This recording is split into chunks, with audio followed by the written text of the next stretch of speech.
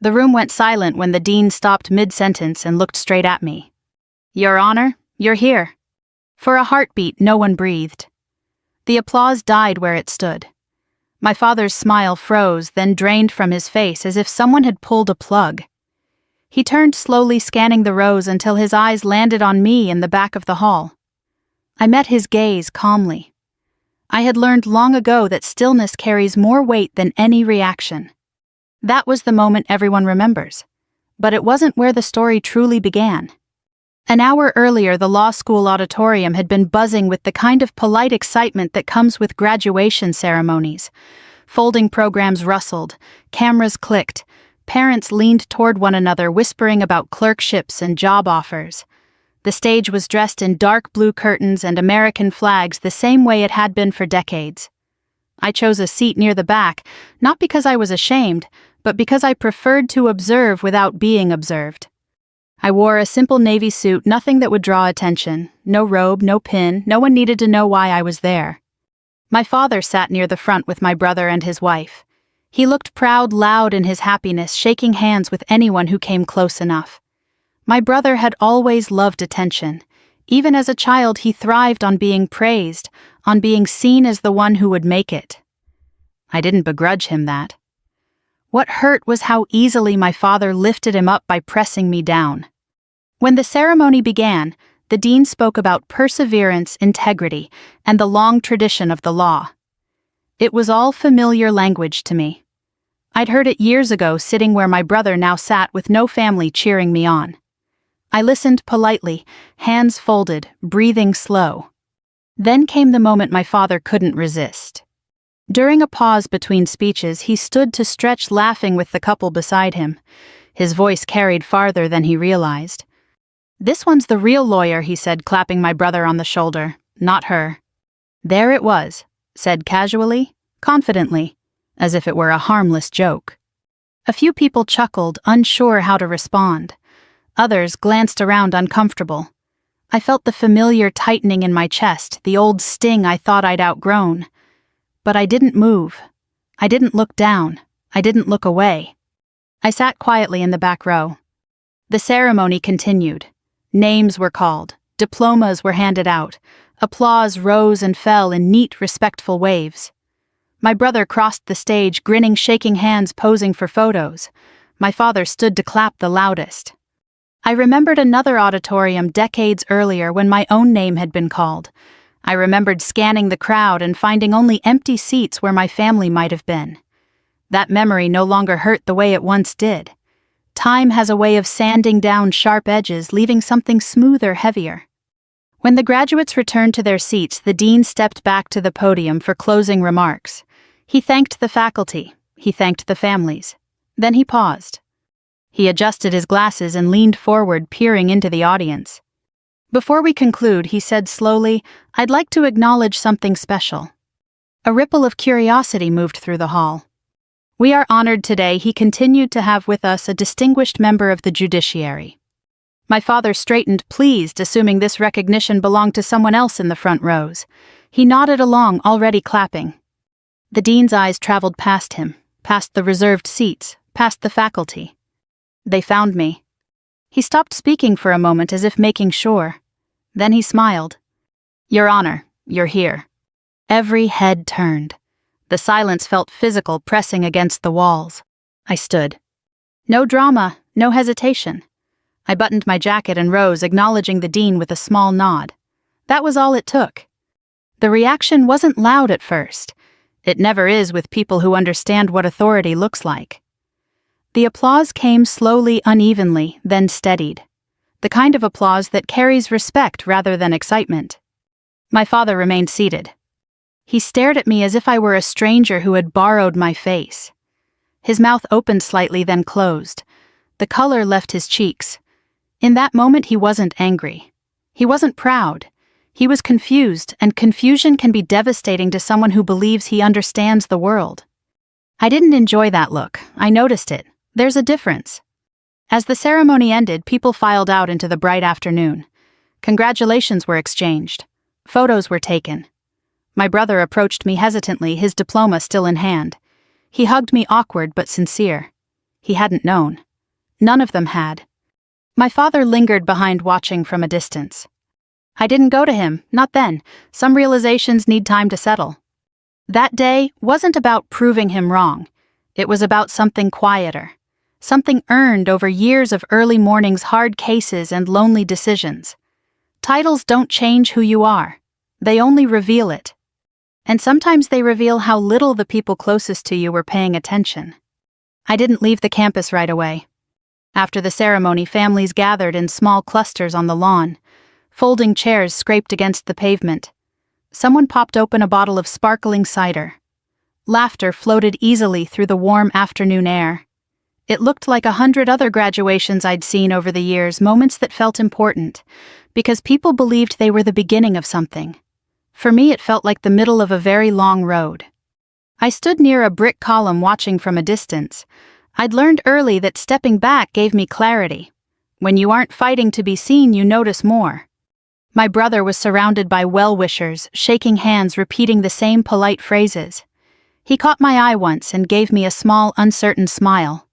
I nodded back. There was no bitterness there. If anything, I felt protective of him.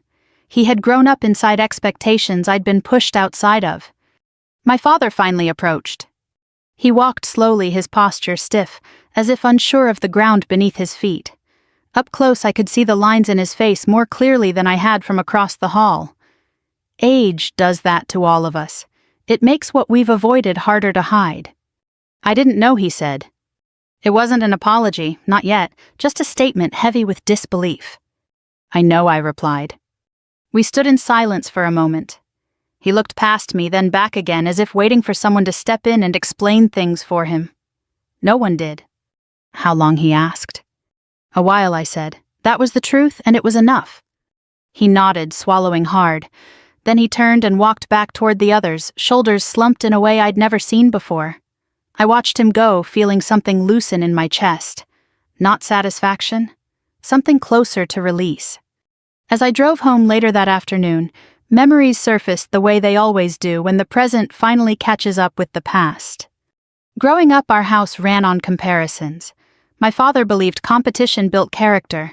Praise was scarce, and when it came, it was usually reserved for my brother. He was louder, quicker to raise his hand, more willing to speak up. I was the quiet one, the listener. In our family, that was mistaken for weakness. When I said I wanted to study law, my father laughed. Law is for people who know how to argue, he said. You don't even fight back. He wasn't cruel about it. He didn't need to be. Dismissal delivered calmly can cut deeper than anger. I went anyway. I paid my own way, worked part-time, and learned how to live with uncertainty. Law school was hard not because of the workload, but because of the loneliness. I didn't have family calling to check in or showing up on weekends with home-cooked meals. I had library lights that stayed on late and professors who expected precision, not excuses. When I graduated, I mailed my father an announcement. He sent back a card with a single line. Congratulations. What's next? What was next didn't look impressive on paper. Clerkships, long hours, modest pay, cases no one wanted. I learned to read people, to listen carefully, to speak only when my words mattered. I watched judges who ruled with humility and others who ruled with ego. I learned the difference. Years passed. Promotions came quietly. Responsibility grew heavier. I stopped explaining my work to people who didn't ask. Titles became less important than outcomes. Somewhere along the way, I became someone others deferred to, even if my own family never had. My father never asked what I did. When my brother announced he was going to law school, the family celebrated as if a long-awaited prophecy had finally been fulfilled. I attended holidays, smiled politely, listened to jokes at my expense. I was used to being underestimated. There's a strange freedom in that. Sitting in that auditorium earlier, hearing my father say, "Not her," I felt the echo of every small dismissal I'd swallowed over the years. But I also felt something else: distance. The kind that comes from knowing your life no longer depends on their approval. Authority doesn't come from being loud, it comes from being steady. That afternoon, I didn't correct my father. I didn't announce myself. I didn't need to. The truth has a way of arriving on its own, usually when it's least convenient. As I pulled into my driveway, the sun was starting to dip low, casting long shadows across the yard. I sat in the car for a moment before turning off the engine. I thought about my brother standing at the start of his career.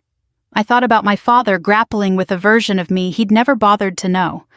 And I thought about how many people spend their lives labeling others, never realizing how little they understand. That day wasn't about revenge, not in the way people imagine it. It was about being seen without asking, about letting the truth speak when I chose silence. And the truth, once spoken, has a way of changing the room forever. I didn't plan my life with the word judge in mind. When I finished law school, I wasn't chasing titles or recognition. I wanted work that mattered, the kind that required discipline and restraint. I applied for clerkships not because they were prestigious, but because they forced you to listen before you spoke. You learned how decisions were made when no one was watching. You learned how power should feel heavy, careful, earned. My first clerkship paid barely enough to cover rent. The office was small, the hours long, the expectations exacting. I proofread opinions late into the night, checked citations until my eyes burned, and listened quietly while seasoned attorneys argued in chambers. No one knew my name outside that building, and that suited me just fine. From there, I moved into public service. The cases weren't glamorous. Family disputes, property disagreements, criminal matters that never made the news. People arrived angry, scared, convinced they were right. I learned quickly that most people don't want justice. They want validation. My job was to separate the two. I spent years doing work that didn't translate well at dinner parties. When someone asked what I did and I said I worked in the courts, their eyes glazed over. That was fine. I wasn't building a resume for strangers. I was building judgment slowly, painfully, one decision at a time. There were moments when the weight of it all pressed down hard. I remember one winter when the courthouse lost power during a snowstorm. We stayed anyway, coats on, breath visible, finishing hearings by flashlight because people had waited too long to be turned away. I remember an elderly man who thanked me for explaining a ruling he didn't like simply because I spoke to him with respect. Those moments mattered more than applause ever could. My father never asked about any of this. At holidays, he asked my brother about grades, internships, professors. He asked me if I was still doing that court stuff. I answered politely and passed the potatoes. I learned to let the silence sit where explanations used to be. As the years passed, my responsibilities grew. I was trusted with more complex cases than with mentoring younger attorneys. I was asked to serve on committees to help shape procedures, to weigh in on policy. Still, I stayed out of sight. The work came first. Ego only got in the way. When the call came, asking if I would allow my name to be put forward for a judgeship, I didn't answer right away. I took a walk that evening, the kind where you don't bring your phone and you let your thoughts catch up with you. I thought about the years behind me, the long nights, the quiet sacrifices, the people who had trusted me with their worst days. I thought about how seriously I took that trust. I said yes because I believed I could serve, nothing more. The confirmation process was thorough, as it should be. Background checks, interviews, questions that tested not just knowledge but temperament. I answered carefully, honestly. I didn't exaggerate. I didn't perform. I let my record speak. When the appointment was finalized, there was no celebration. I went to work the next morning like I always had. Same commute, same coffee, same sense of responsibility. The only difference was the weight of the decisions I would now carry alone. I told my brother when it happened. He congratulated me, surprised but proud. I didn't tell my father, not because I was hiding it, but because it didn't feel necessary. I'd learned that sharing news doesn't guarantee understanding. Being a judge is quieter than people imagine. You listen far more than you speak. You weigh not just facts, but consequences. You learn to live with the knowledge that no ruling will satisfy everyone. You develop a thick skin, not against criticism, but against ego. The robe doesn't make you important. It reminds you how careful you must be. I never used my title outside the courthouse. I didn't correct people who underestimated me. In many ways, that made the work easier. When people think you're ordinary, they show you who they really are. That was how I ended up sitting in the back row of my brother's graduation. I hadn't planned on being recognized. I hadn't worn anything that would suggest authority. I was there because I believed family should show up even when family hasn't always shown up for you. When the dean spoke my title, it wasn't triumph I felt. It was inevitability. The truth doesn't rush. It arrives when it's ready. Looking back now, I understand something I didn't when I was younger. My father wasn't cruel because he wanted to hurt me. He was limited by his own ideas of success, his own fears about worth and legacy. That doesn't excuse his words, but it explains them. Understanding doesn't erase pain, but it gives it context. The road I took was never meant to impress him. It was meant to prepare me. And preparation, I've learned, is what lasts when everything else fades. The moment didn't end when the dean said my title. Moments like that never do. They ripple outward, touching people differently, revealing things they didn't know they were carrying. As the applause settled and the graduates began filing out, I stayed where I was for a few seconds longer. Not because I was overwhelmed, but because I was aware of how quickly people rush past understanding. I wanted to let the silence do its work. When I finally stepped into the aisle, conversations hushed around me. A few faculty members nodded politely, their expressions respectful, but unsurprised. They knew who I was. They always had. To them, I wasn't a revelation. I was a colleague who preferred not to announce herself. Outside, the campus looked peaceful, almost deceptively so. Brick buildings warmed by the afternoon sun, trees just beginning to leaf out, families gathering for photos, laughter echoing across the quad. Life moving forward as it always does, even when something inside you has shifted. My brother found me first. He approached slowly, diploma tucked under his arm, his excitement dimmed by uncertainty. He hugged me firm and genuine, the way we had when we were younger, before competition crept in and changed the shape of things. I had no idea, he said quietly. I know, I replied. There was no resentment in his voice. If anything, there was relief. Perhaps it lifted something off his shoulders to learn he hadn't been carrying the family's hopes alone all these years. Our father watched us from a distance. When he finally came over, the noise around us seemed to fall away. He stood in front of me, hands clasped awkwardly, his confidence nowhere to be found. For the first time, he looked at me without assumptions. You could have told me, he said. I could have, I agreed. You could have asked.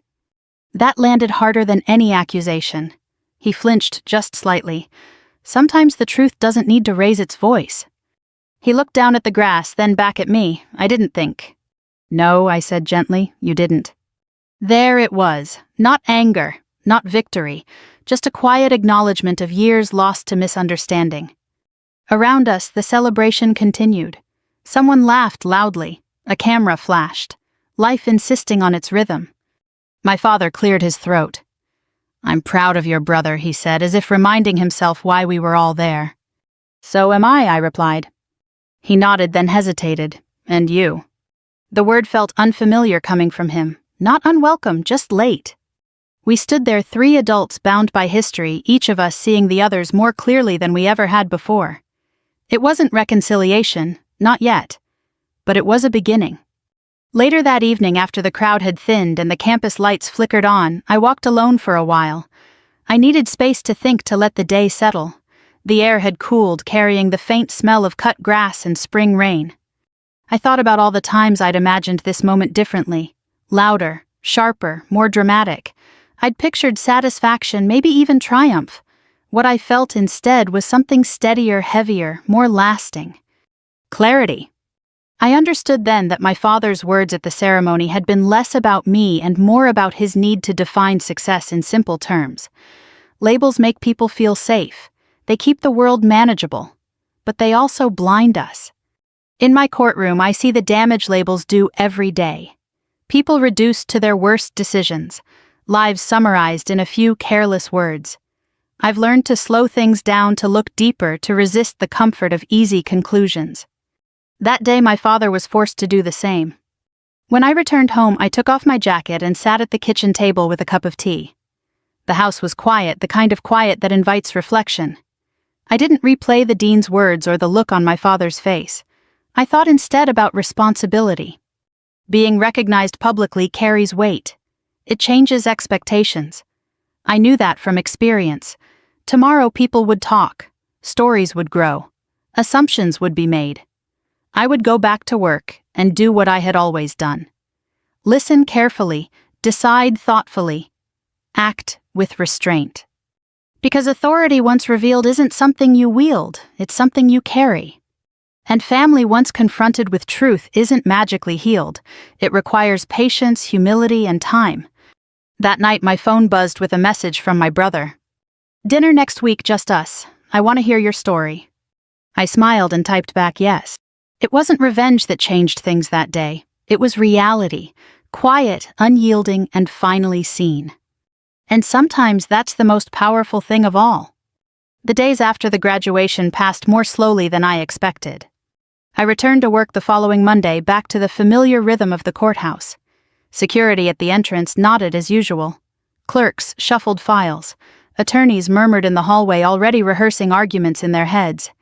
The building smelled faintly of old paper and coffee, a scent I'd come to associate with responsibility. Inside my courtroom, nothing had changed. The bench was the same. The seal on the wall hadn't moved. People still rose when I entered, not because of who I was to my family, but because of the role I carried there. That steadiness grounded me. What had changed was everything outside those walls. News traveled quickly in small circles. A colleague stopped me in the hallway and smiled knowingly. "Saw the photos," she said. "Must have been quite a moment." "It was," I replied, and left it at that. At home, the phone rang more often. Extended relatives I hadn't heard from in years left polite voicemails. Old acquaintances sent congratulatory messages that felt slightly misplaced, as if they were responding to an announcement I'd never made. I answered a few. I ignored most. Recognition, I've learned, has a way of attracting noise. I prefer quiet. My father didn't call right away. When he finally did, it was early evening, just as I was clearing the dinner dishes. I recognized his number and let it ring once longer than necessary before picking up. "I've been thinking," he said without preamble. "So have I replied. There was a pause. The line crackled softly. "I shouldn't have said what I did," he continued, "at the ceremony." I waited. Apologies, like rulings, carry more weight when they're complete. "I was wrong," he added, the words sounding foreign in his mouth. "About you, about a lot of things." I closed my eyes, letting his admission settle. It didn't erase years of dismissal, but it acknowledged them. That mattered. "Thank you," I said. He exhaled. "I didn't know how to talk to you," he admitted. "You always seemed so distant." "I learned to be," I said gently. "It made things easier." Another silence followed, heavier this time. I could almost see him sitting at his kitchen table, hands wrapped around a mug, gone cold, wrestling with a version of himself he hadn't examined in years. "I want to do better," he said at last. It wasn't a promise. It was an intention.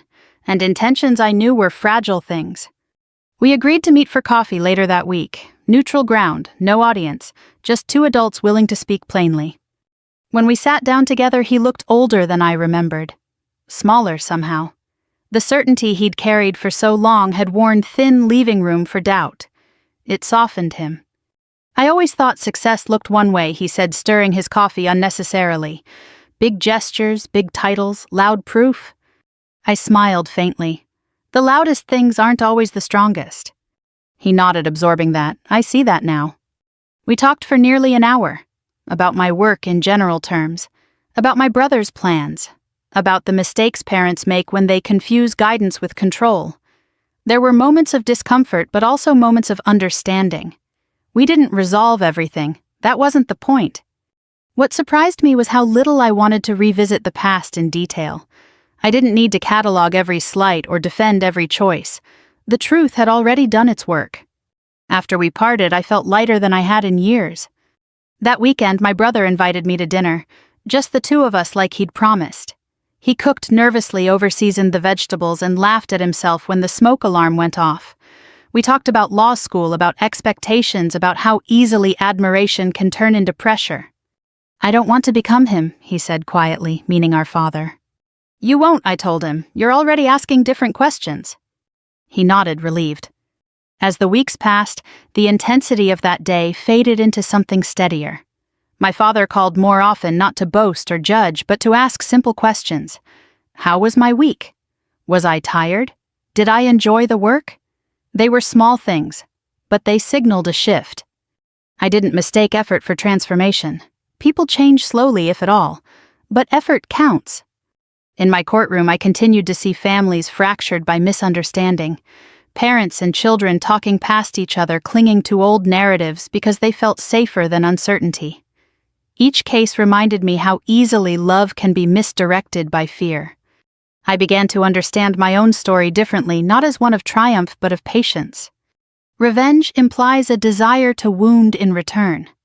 What I felt instead was resolution, the satisfaction of standing fully in who I was without needing anyone else to validate it.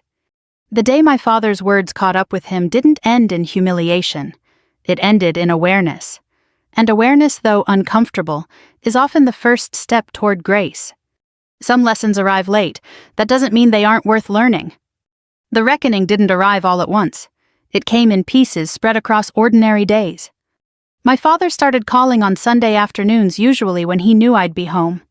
At first, the conversations were careful, almost scripted. He asked about the weather, about my brother's job search, about things that felt safe. I answered politely, leaving space between us. Trust once thinned doesn't rush back. One afternoon he surprised me. I told a friend about you, he said, clearing his throat. About what you do. I waited. I realized, he continued, that I didn't actually know how to explain it, not really. That admission mattered more than he probably understood. It's not easy to explain, I said, and it doesn't need to be. He was quiet for a moment. I spent a long time talking instead of listening. Yes, I said, you did. There was no edge in my voice, just truth. At my age, I no longer softened reality to protect other people's pride. I'd learned that clarity offered calmly was a form of respect. A few weeks later, he asked if he could sit in my courtroom. Not for a case, just to observe. I told him he could as long as he understood the rules. No special treatment, no introductions, no expectations. He arrived early and sat in the back row, the same place I'd chosen at my brother's graduation. I noticed the symmetry immediately. He watched quietly, hands folded, eyes alert. He saw the weight of the decisions, the way people hung on every word. He saw me listen, question, pause. When it was over, he didn't say much. I didn't realize, he said finally as we walked outside, how much responsibility it carries. It does, I replied, every day. He nodded, thoughtful. For once, he wasn't trying to measure success. He was witnessing it. That moment shifted something between us. We didn't become close overnight. We didn't rewrite history. But the tone changed. Our conversations grew more honest, less defensive. He asked questions and waited for answers. He stopped interrupting. He learned slowly to sit with discomfort. I noticed changes in myself too. I'd spent so many years proving quietly, relentlessly, that I hadn't stopped to ask whether I still needed to. The answer surprised me. I didn't. I never had. Letting go of that internal pressure felt like setting down a weight I'd forgotten I was carrying. At work, the cases kept coming. A dispute between siblings over an aging parent's care. A man facing sentencing who couldn't meet my eyes. A woman fighting to keep her home. Each story reminded me how often family dynamics spill into places they don't belong. One case in particular stayed with me. A father testified against his own daughter, convinced he was doing the right thing. He spoke with certainty, righteousness in every word. When I looked at the daughter, I saw something familiar, not defiance, but exhaustion. The kind that comes from being misunderstood for too long. I ruled according to the law, but I addressed them both carefully. Being right, I said, does not always mean being just. My father watched that case from the gallery. Later he told me it unsettled him. I heard myself in him, he admitted. That was the deepest reckoning of all. Understanding doesn't erase guilt, it reframes it. It gives it somewhere to go. As months passed, family gatherings grew easier. Not warm exactly, but easier. My father listened more than he spoke. My brother grew into his own confidence separate from comparison. I allowed myself to relax in ways I hadn't before. One evening after dinner, my father surprised me again. I used to think I was shaping you, he said quietly. Turns out I was just revealing myself. I met his eyes. We all do that, I said, whether we mean to or not. He nodded, accepting that. I realized then that reconciliation isn't about winning an argument or forcing an apology. It's about changing behavior, about showing up differently even when it's uncomfortable. That's the part people rarely talk about. There was no grand moment where everything fell into place. No tearful confession, no dramatic embrace. Just a series of small, deliberate choices. To listen, to ask, to pause before judging. In my courtroom, I continued to believe in second chances, not blind ones, but earned ones. I held people accountable while leaving room for growth. It's a balance that takes practice. At home, I practiced the same. The day my father finally said, "I'm glad you're my daughter," without qualification, without comparison, I didn't respond right away. I let the words sit between us, complete in themselves. "I am too," I said finally. That was enough. By the time another spring arrived, the memory of my brother's graduation had softened at the edges. Not because it mattered less, but because it had found its place. Some moments are sharp when they happen, then settle into something quieter, something that teaches instead of stings. That day had become one of those moments for me. Life moved on in its steady, unremarkable way. I returned to my routines. Early mornings, long dockets, evenings spent reading case law or sitting in silence with a cup of tea. The work never stopped asking for care, and I never stopped giving it. Responsibility, I'd learned, doesn't fade once you're recognized. If anything, it deepens. My father and I developed a rhythm that felt new but honest. We spoke once a week, sometimes about practical things, sometimes about nothing at all. He stopped offering opinions unless I asked. When he did speak, his words were slower, more measured. Age hadn't changed him as much as awareness had. One afternoon we walked together through a small park near his house. The trees were tall and bare, waiting for summer. He moved carefully now, hands clasped behind his back. I used to think he said that if I pushed hard enough I could make my children strong. I waited. I see now, he continued, that strength grows when it's trusted. I nodded. It does. That was the closest he came to naming regret. I didn't need him to say more. At this stage of life, understanding matters more than confession. My brother found his footing too. He struggled at first, learning that the law is less about being impressive and more about being patient. He called me often with questions, not because he needed answers, but because he needed perspective. I gave it when I could, carefully, without taking over. Watching him grow into his own judgment felt quietly satisfying. What surprised me most was how little I thought about proving anything anymore. For so many years I'd carried a quiet resolve to show, if not my family then myself, that I wasn't what they believed. That resolve had fueled me when no one else did. But somewhere along the way it became unnecessary. The truth had emerged on its own without my pushing. That taught me something important. Revenge doesn't always come with raised voices or dramatic confrontations. Sometimes it arrives as clarity, sometimes it looks like dignity. Sometimes it sounds like silence finally being understood. In my courtroom, I continued to see families fracture and mend in different ways. Parents who spoke without listening. Children who carried labels they didn't choose. I tried whenever possible to remind people that the law deals in facts, but life deals in consequences. Words spoken carelessly can last longer than we expect. I thought often about the audience at that graduation. How many parents in those seats had unknowingly limited their children with a single sentence? How many sons and daughters had sat quietly carrying years of dismissal like a second skin? If there is anything my story has taught me, it's this: people are rarely what we assume they are. And our assumptions say far more about us than they do about anyone else. One evening, months later, my father attended a small community event where I was speaking about civic responsibility. He sat in the back, hands folded, listening. When it ended, he didn't applaud loudly. He didn't seek attention. He simply waited until I was free. "You speak with fairness," he said, "not authority. I like that." I smiled. "Fairness is authority," I replied. He considered that, then nodded. We walked out together into the cooling air. No crowd, no stage, just two people who had finally learned how to see each other. I don't tell this story to embarrass my father or elevate myself. I tell it because it holds a lesson worth sharing, especially for those of us who've lived long enough to know how easily misunderstandings harden into habits. If you are a parent, remember this: your words become part of your children's inner voice. Choose them carefully. Encouragement lasts longer than criticism ever will. If you are a son or daughter who has been underestimated, Know this: your worth is not determined by how loudly it's acknowledged. Quiet work done with integrity has a way of being recognized when the time is right. And if you've ever sat in the back row unseen and unheard, take comfort in this truth: the room does not define you. Your character does. If this story resonated with you, I invite you to pause for a moment and reflect on the words you've spoken and the ones you've carried. Share this story with someone who might need it. And if you'd like to hear more stories about dignity, justice, and the quiet power of truth, consider subscribing.